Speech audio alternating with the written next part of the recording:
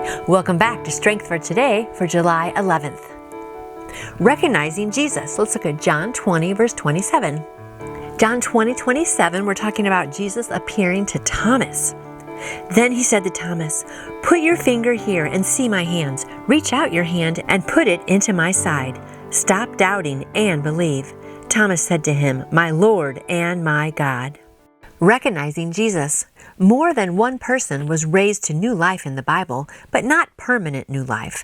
Their earthly bodies were reanimated, they were resuscitated, and they were probably immediately recognized by people who had known them before their death. This was not the case with Jesus and his resurrection body.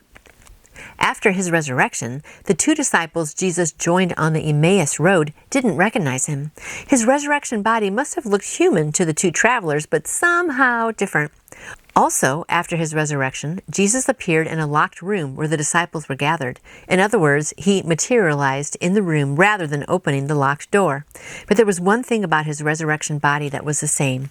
The wounds in his hands, feet, and side.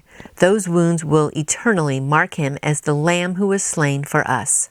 Worship Jesus Christ today as the Lamb slain for your eternal redemption, and prepare to recognize him by his wounds.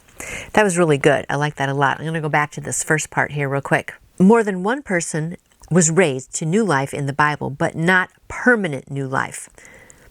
And what it's saying there is that they did raise from the dead for a little while, but then eventually their bodies did die, and then if they believed in Jesus, they went to heaven. But when Jesus rose from the dead, he had a whole new body. He could pass through the door. Isn't that exciting? When the disciples were meeting, they were all afraid. He just appeared to them. He just came right through the door. That is awesome. But I love, there's a saying that says, the only man-made thing in heaven are the nail scars in Jesus' hands. Isn't that interesting? Like that's the only man-made thing that's going to be up in heaven, because forever he's going to have nail scars in his hands and his feet and his side where he was pierced with the sword. And that is just such a great reminder for all of us to remember what he did for us. So my friend, if you don't know him, I hope that you do. I hope you put your faith in him, because he loves you that much that he died for you. And by the way, in sign language, this is the sign for Jesus. You touch the nail scars in the hands. Isn't that a great sign for Jesus? Always remember those nail scars. Remember how much he loves you.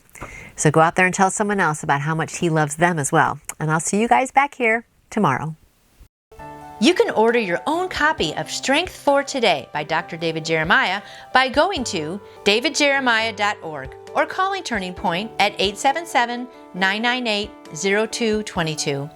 And I would like to answer any question you may have about faith in Jesus. Just email me through my website, nancyjoytoyou.com. I hope you lean on God's strength and have a fantabulous day.